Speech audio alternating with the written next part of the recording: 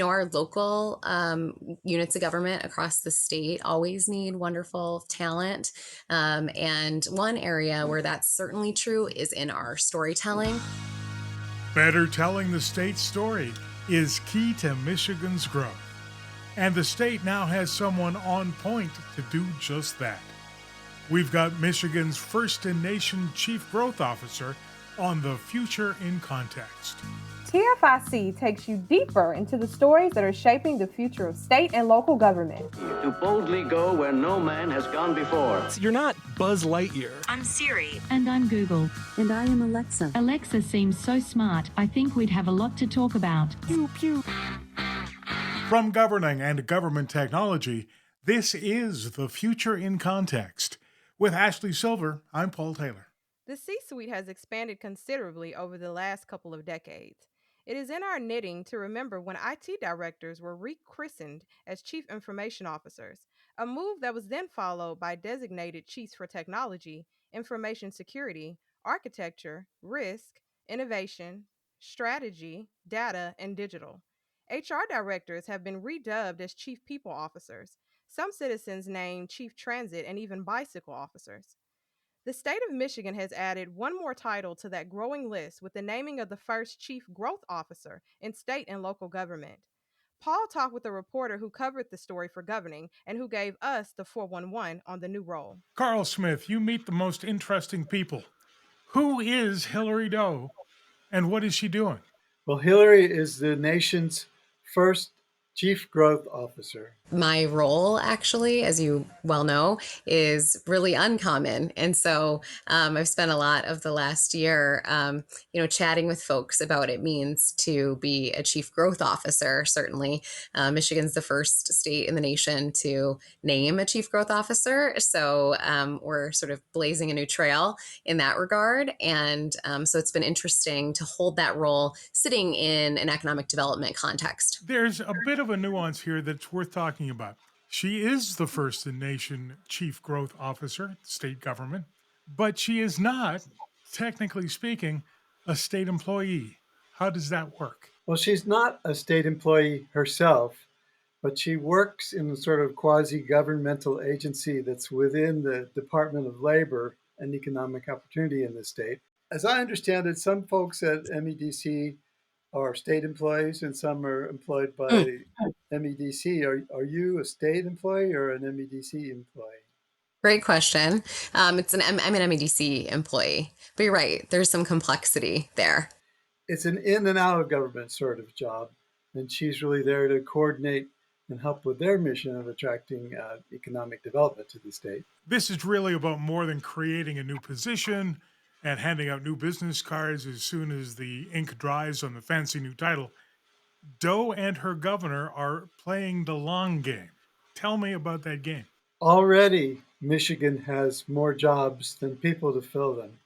And like every other state, they have an aging population. So they have the problem of matching their goals for growing the state, being really a hub of the transition to cleaner technology and cleaner transportation. Really, they've taken it on to reinvent the future of transportation in partnership with Ford Motor Company.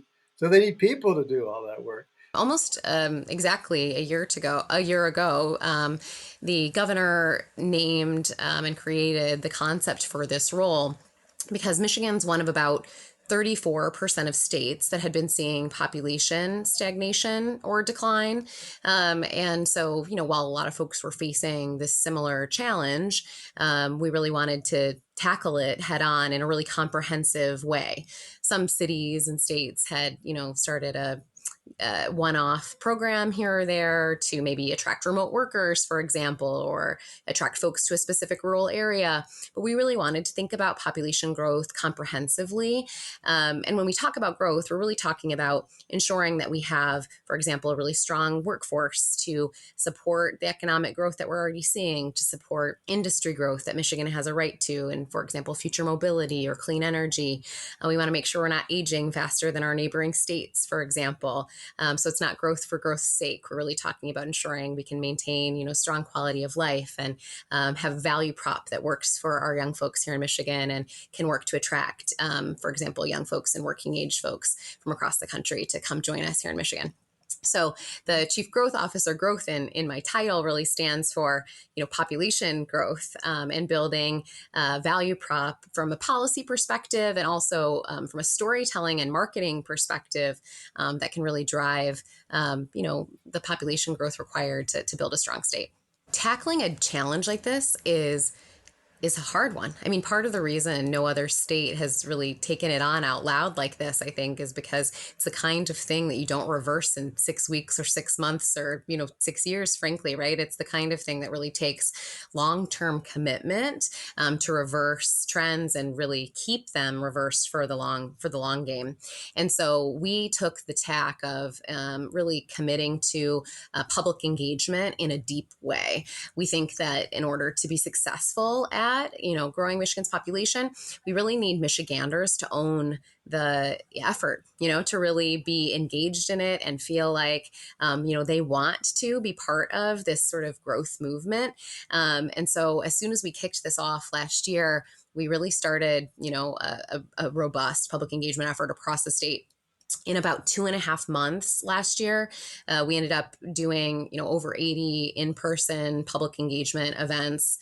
We met with over 3,000 Michiganders in person and received feedback from about 11,000 Michiganders overall, that represented over 800 Michigan area codes from the UP to the west side of the state to Detroit. And to your point, talked to economic development organizations, to business leaders, to nonprofits, but really actually sort of over emphasized how important it was to talk to young people, to college students, to high school students, because again, you really want to ensure that what we're building today is something that will work for young people when they ultimately make decisions about where they want to build their lives and raise their families.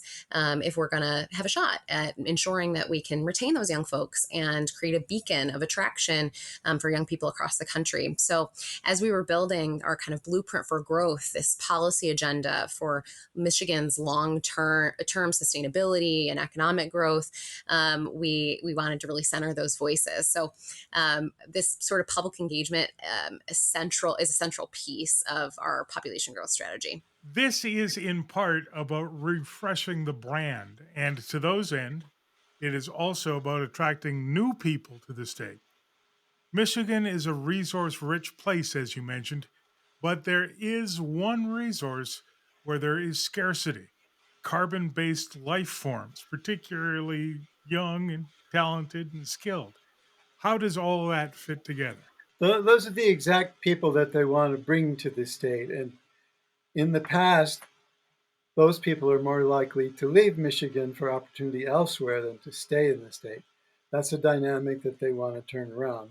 And then adding on that, they want young people in other parts of the country to realize Michigan's a place where they could build their lives, raise their families, that might be more affordable than other sorts of places, and have the kind of quality of life and access to the outdoors that a lot of people value. And then on top of that, they offer work with purpose. That came up as a big desire during the Great Resignation. People, more than ever, especially young people, want to work that meant something to them. And they feel that they have that to offer because of their aggressive efforts to attract investment in clean energy technologies. And they're also becoming a bit of a hub for chip manufacture, for AI, for robotics. And they think they have the kind of work to offer that young people want. Did you find out things about Michigan's current brand that explain why people are leaving or not coming there as much as you want? Things that are part of the brand now that you would hope that are either untrue or that you would like to change? Some myths to bust. Yeah, we Yeah, learned there a you lot go. of That's a things. good way to put Yeah. it. Yeah, we learned a lot of things. I mean, I honestly love those conversations, those listening sessions. You always learn an incredible amount when you just sit with folks and do a lot of listening. So I've been incredibly grateful for each of those sessions. And yeah, we learned what folks love about Michigan. Our natural beauty always tops the list. When we're talking to Michiganders about what they love about our place, I think when you're kind of traveling the country, people don't realize Michigan has 3,000 miles of freshwater coastline. They don't realize we're stewards of 80% of North America's fresh water. I think it's just sort of staggering to folks when they really think about the statistics, and especially as we're in this fight against the climate crisis, sort of realizing how strategically positioned Michigan is in that sort of fight, not just as a climate haven, but also in our role in climate innovation. We're number one right now, according to the U.S. Department of Energy, in energy sector job growth. We're sort of in the top three for clean energy investment. So we're really sort of this place that is, if you want to be in the front lines in the fight against the climate crisis as a Gen Zer, a great place to be and move to and be participating in that fight. So that's a critical part, I think, of educating folks across the country about who we are and what we want our brand to be moving forward. When we did kind of some investigation of what that perception may be right now, what we found was not really that there are negative perceptions, but just that folks aren't thinking about Michigan enough, frankly, that we aren't top of mind. And if they are thinking about us, the myths to bust maybe are that Michigan's, perhaps a bit old fashioned, or that we have this rap for being cold. But I think in this moment, our four seasons are lovely. I love them. I'm from Michigander originally, but have lived all over and moved back and got a pair of skis. So I'm very happy to be in that four season climate. So we actually just to share, launched a talent attraction campaign, marketing campaign called You Can in Michigan. It's been in market only about 6 months and has been really successful for us. It's been really exciting to see that. Right now, Michigan has the most ambitious talent attraction effort in the nation in size and scope. And we've so far driven not just millions of impressions, but actually over 7,000 folks to a jobs portal to say, hey, yeah, I'm interested in living and working in Michigan. And in terms of applicants out of state, the top states have included folks from Texas, from California, from New York. Texas is actually the top state. So that's been really interesting to see that kind of national interest from a pretty young campaign. As the Chief Growth Officer, Doe is in command of a campaign. We are still in the early months of said campaign. How's it going? Well, you're right. It's early days, so there's not lots and lots to be said, but they have achieved millions of impressions from TV ads, print, social media, and maybe the most meaningful metric is that 7,000 people have arrived at a jobs portal that they created that allowed people to search for work in Michigan. And the portal itself is kind of cool because they incorporated AI into it to help people find jobs or even career paths or even determine, well, what might I need to get that job that I don't already have, and how could I get that in Michigan? So I think the fact that they're getting people seeking work to the portal is the biggest indicator that something is happening. I think one of our biggest takeaways has been that, the growth strategy that could be most effective for the Upper Peninsula, for example, is probably not going to be the growth strategy that'll be sort of most effective for Detroit.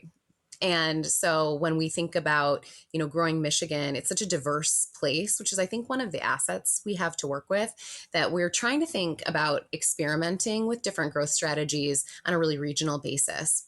So one of the things that we're working on right now, actually, is this month, the growth office, my team, is going to be rolling out talent attraction and retention pilots. So these kind of experiments that our regions can apply for to test kind of exactly what you're talking about, different strategies based on some of the data and research that we've done, that they might want to try to target sort of different segments of the population that their region's particularly interested in attracting in a rural area. That might be remote workers or folks in a specific field where they are in desperate need of folks in that industry in their area, with a specific program for example, in a city that might look like something as simple as, we've seen programs like ones in Vermont where folks get a key to the city where they kind of, get to meet and get discounts at a bunch of different stores and things like that. So they become a local more quickly.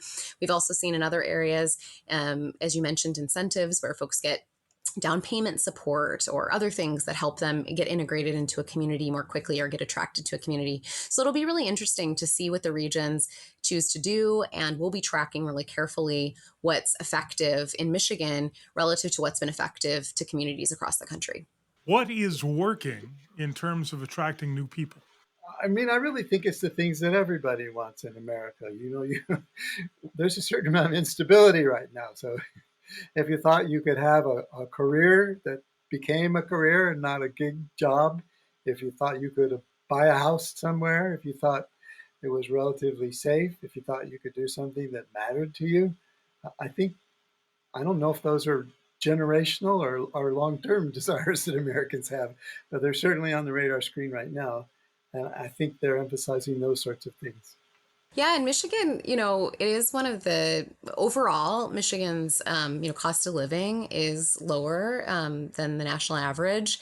And, I think when we look at quality of life, you can really get a great quality of life in Michigan, a great job. We have a really thriving sort of innovation economy here, and obviously a lot of natural beauty, but you can get all that with, good cost of living. So we're definitely, including that in the way that we talk about what's on offer here in Michigan. That was part of my personal story. I spent like about a decade in New York City and Brooklyn with my family. And then when I moved back, I live in the city of Detroit.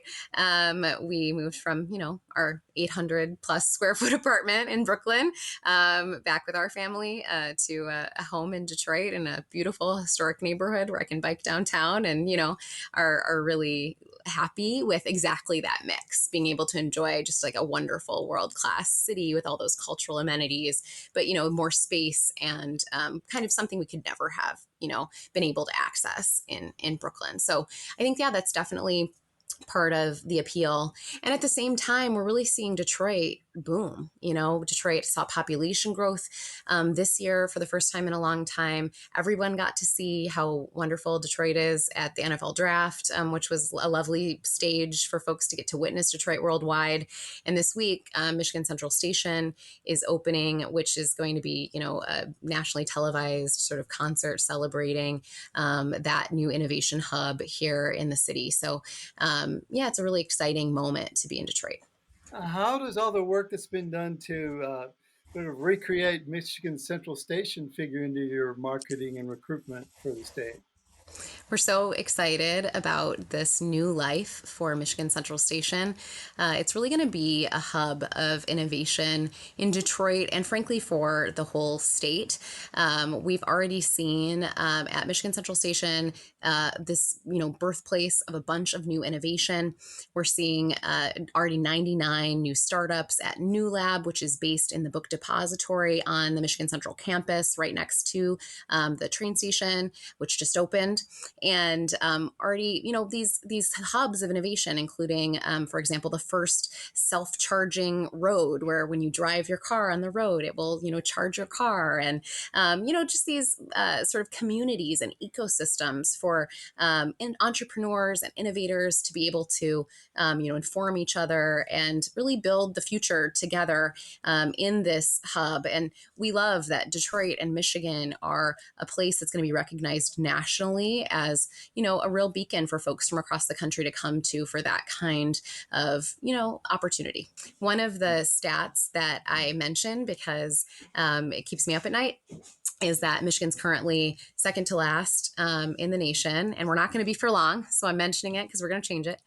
Second to last in the nation in terms of folks that live here who weren't born here. So we have work to do in attracting folks to Michigan, from across the country. In other words, if you were born here, you probably love it. we have pretty good retention, relative to our neighbors. But we need to, tell our story. And communities across our state are really feeling the need to do that as well. Make sure that they're, telling their story, not just to, folks around the nation, but also even to our own residents, to make sure that our residents know what's on offer, to make sure that folks are exposed to the wonderful things that we have available here.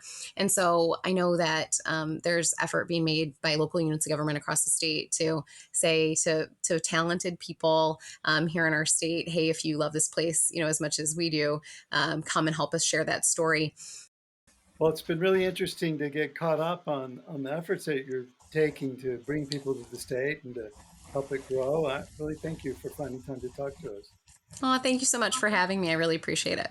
Now, over the years, we have seen the emergence of an extended list of Cs, or chiefs, everything from chief technologists, economists, and people officers to chiefs of climate mitigation and resiliency.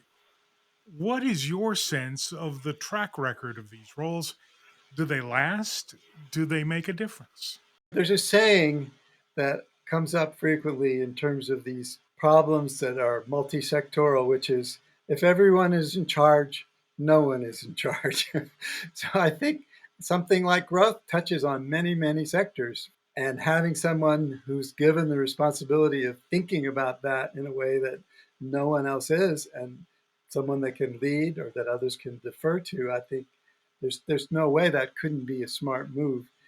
I don't really know of a study that's tracked how these things have done. Talking to people with these roles, it seems that things are working better. I know that there's a chief climate officer in the city of Denver that I got to interview, and the fact that she is there is coalescing a lot of work and bringing focus.